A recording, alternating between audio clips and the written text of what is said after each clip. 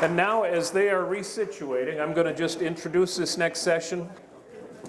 This is something we're going to try. If you're familiar with Almanac on Friday nights on Channel 2, they have a political panel of bipartisan folks that kind of give their predictions, their thoughts about what elections will hold, what that will mean for our local cities, our schools, our counties. But all of that said, I mean, there's a lot of things to consider. So recent polling has shown that some of the more top ticket issues from the last couple cycles does not have the intensity at the local level that it had in 22 and in 2020. People are more concerned about really cost of living and day-to-day ease of living type issues. Property taxes have gone up quite a bit. Life is just more expensive. And it's really going to come down to a factor, I think, of how the economy is doing a month from now. We're also kind of in an interesting time where we're in this transition period of early voting, where more and more people are voting early than they have in the last 10 years for a variety of policy changes at the state level. So that has some kind of impact. Early voting is down this time versus 22 and 20. So it's going to be really kind of fascinating to see what happens election day and what kind of turnout we have. I mean, it's all going to come down to turnout. I don't think Trump needs to perform as well as he did in 2016 in order for Republicans to take the majority in the House. The Democrats presumably are already down one seat. There's a range seat where popular incumbent has retired, and I think Republicans are going to win that pretty easily. But then, there are battlegrounds all around. Here in Dakota County, there's a couple of seats that Democrats are going to pick up. And if they can pick those up, I think it's a little bit of a bellwether as to what the final tally is going to be. What would be interesting is if, Republicans picked up 3 seats and we were tied like we were in the, 1980, which is a real possibility. In terms of the state Senate race, a lot is riding on that.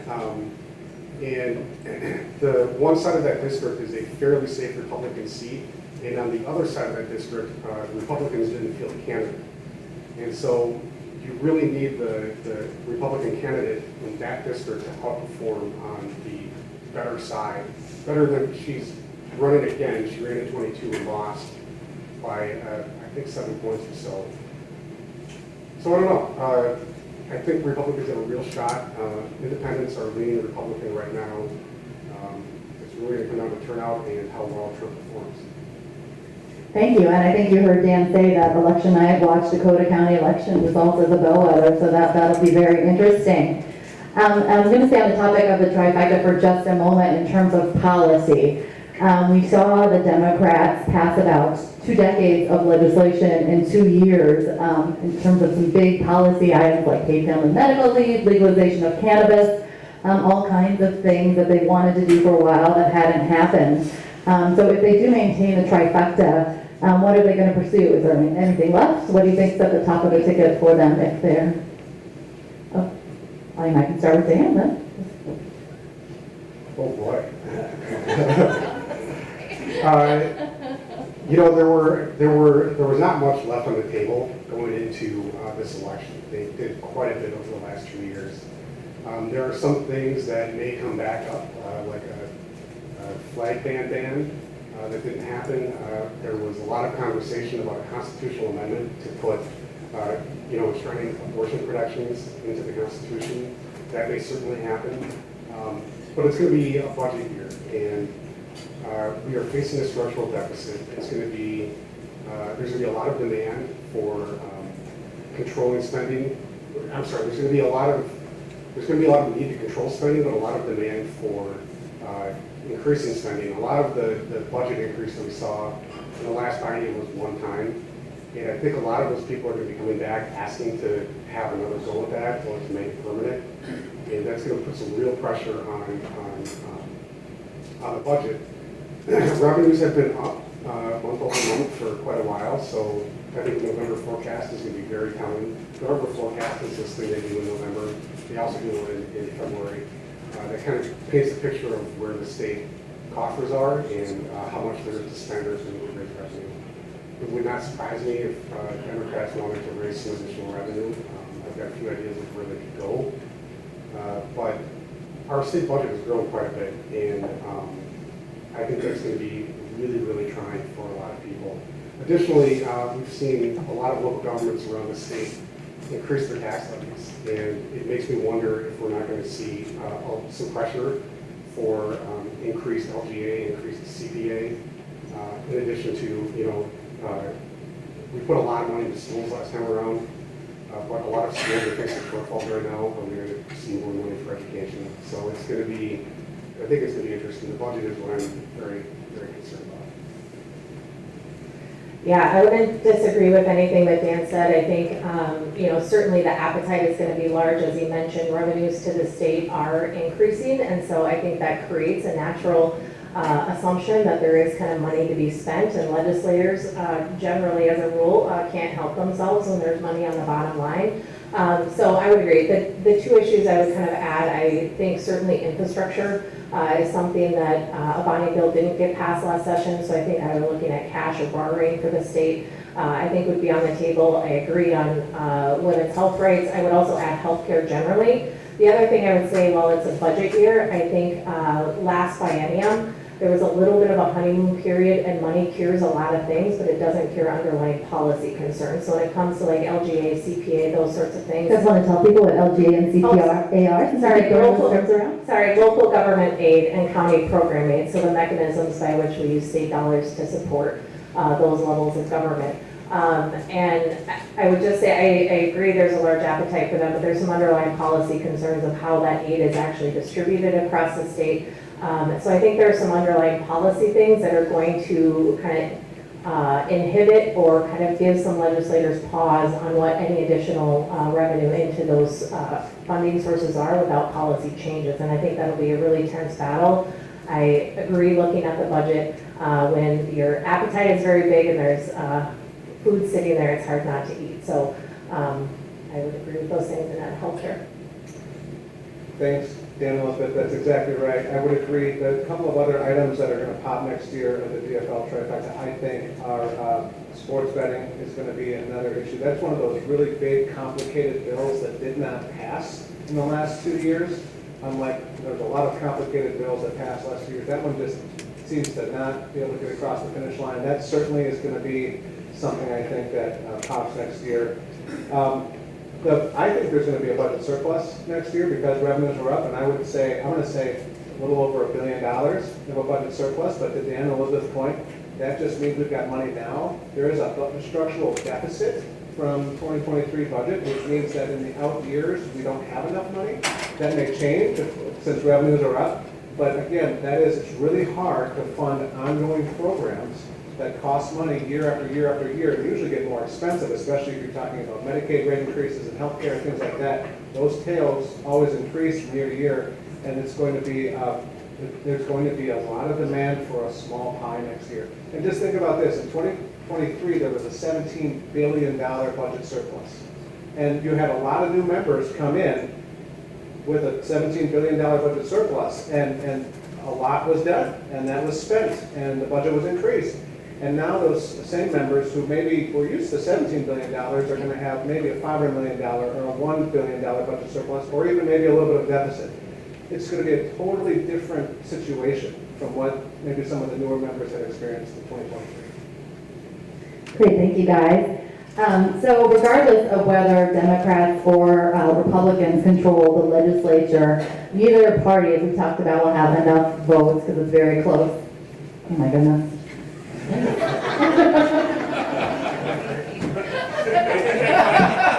finally figured out what the board chair does.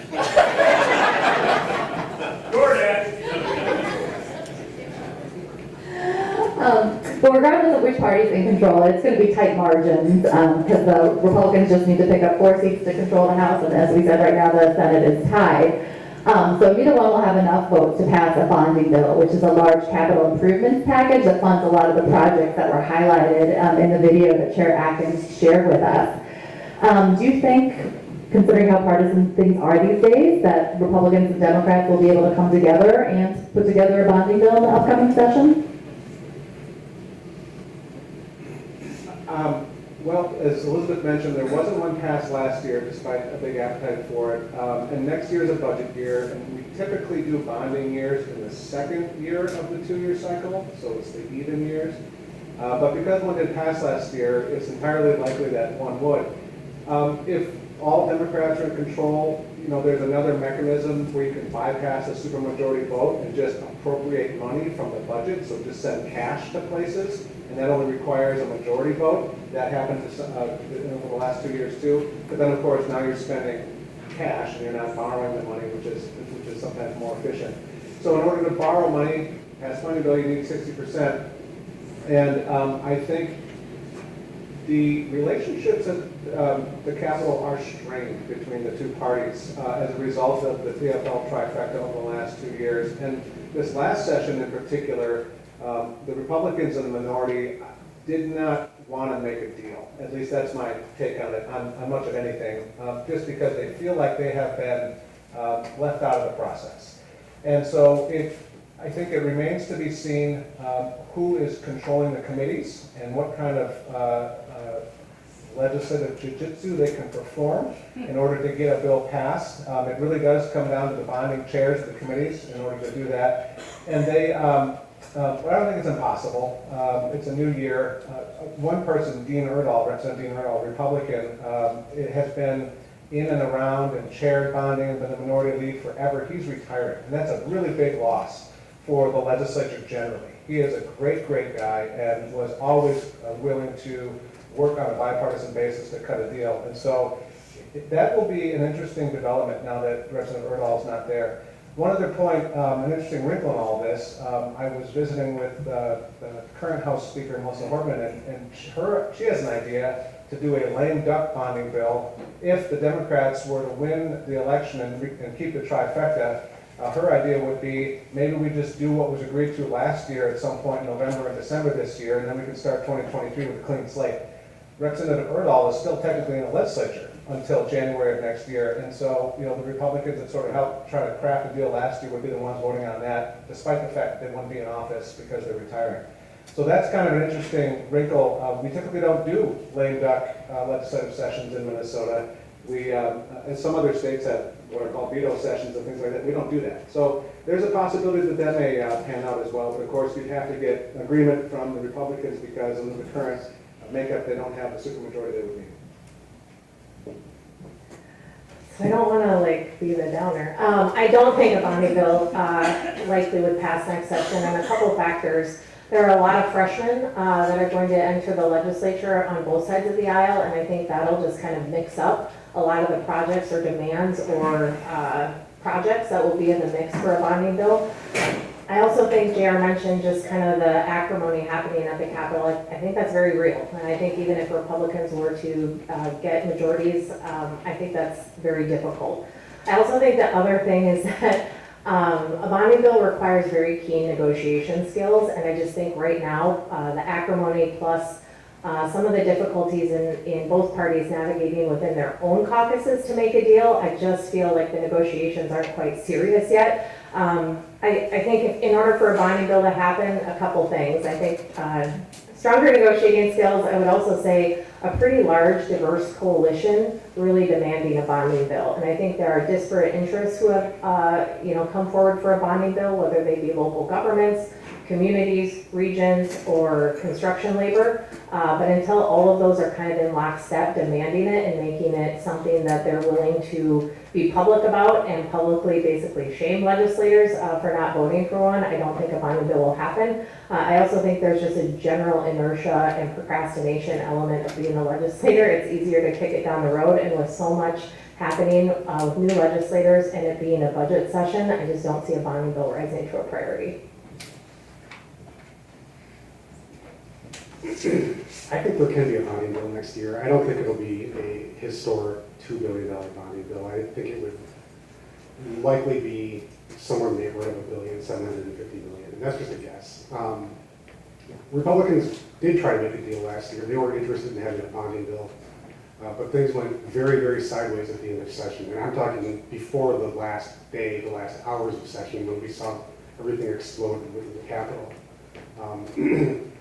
Republicans really were trying to make a genuine offer, and it was not only a bonding bill, it included some other things, but in my estimation, they were fairly reasonable asks, and there could have been a conversation. It's unfortunate it didn't happen. John and Elizabeth did mention that, the players are changing a little bit. Representative Erdahl is retiring, and so the Republicans will have a new lead on bonding. It's yet to be seen who it is. That's an idea as to who it might be. But the bonding committee very often is pretty collegial, like the members of the committee get along. It's the outside factors in the caucus that really kind of get it wrapped around the axle, whether it's end of session negotiations or size or projects or whatever.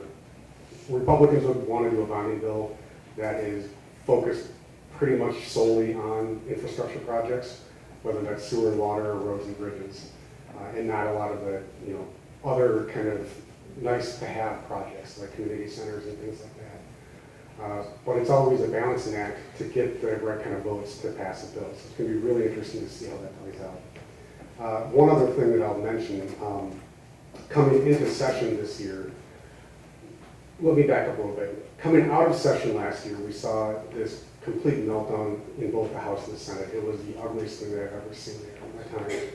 And there have been some threats kind of lingering in the air that when Democrats come back in charge next year, they're going to change the rules of the House to prevent that sort of thing, do limits on debates and things like that.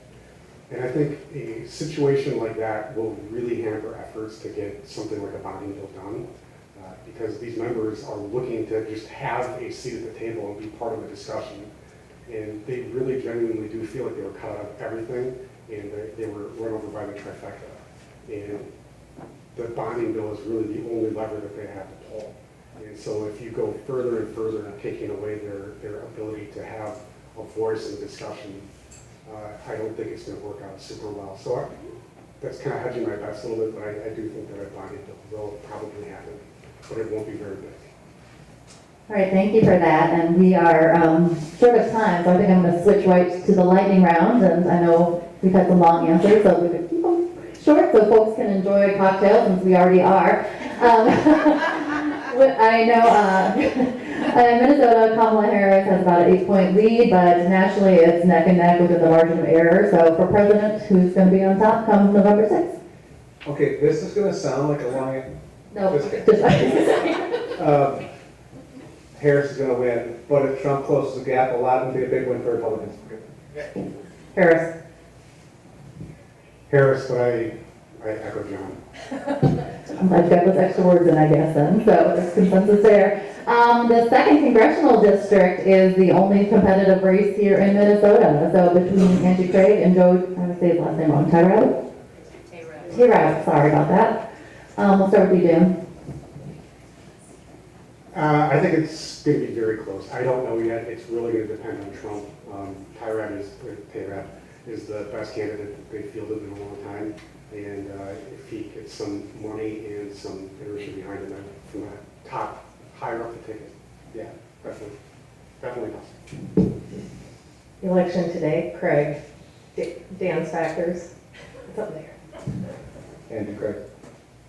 Well done. All right. As far as control of the Minnesota House is, who's going to take that and by how many seats? I'm going to say Minnesota House is controlled by Democrats, 69 to 67. They have a 1 seat. Neil Biter. No, that's 2 seats. Well, that's right. Sorry, 68, 66 would be a 1 seat. That's why I didn't. That's what I'm poli-sci major. Not math. I have a colleague. Not good at counting words either. I Okay. have a colleague that does all the budgeting and stuff. I do policy. I say the DFL by 1 seat. I think the Republicans by 1, maybe 2 seats. All right, then how about in the Minnesota Senate? Who's going to control that body by 1 vote? The Senate Democrats will win the special election. Ditto. I don't know, but there are other factors at play there too. We need a matrix here, I guess, of all these different things that could happen. And lastly, what's the biggest election day surprise? All right, this is wild, but I'm going to say it. I think the Democratic U.S. Senator candidate is going to win in Texas. And that's against Ted Cruz, so Correct. that's the incumbent. Correct. So. I didn't know we could go like national. I didn't. Okay. Okay, I think this is incredibly not likely, but, so my election day surprise would be Jen Schultz in Congressional District 8. Big upset there. This is post-election day, but I think the Senate is going to come in January tied. Minnesota Senate. Minnesota Senate. 33. Yes, because Walz is going to win and it starts the succession. And that's a whole other thing I didn't want to get into because we could spend a couple hours probably figuring out who is going to replace Lieutenant Governor Flanagan as Lieutenant Governor. That currently is the Speaker of, the President of the Senate, and there's talks about, if there's a lame duck, maybe they go on somebody else and it changes all these things. So we'll see. So stay tuned. There's a lot happening in Minnesota.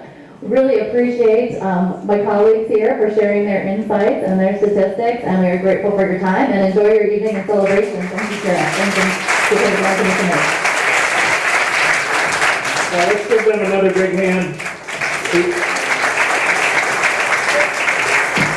So, thanks again, everybody, for joining us. Before we conclude, I wanted to introduce one more person. We've been working the heck out of Heidi Welch. Dr. Welch is our new county manager. If you could stand up, Heidi. So, Dr. Welch brings a wealth of experience. She's worked in Dakota County. She was county manager in the administration in Olmsted County. Incredibly well thought of by everyone who's had a chance to work with her. But her number one most qualifying factor is she lives in South St. Paul. She's in South St. Paul, Georgia.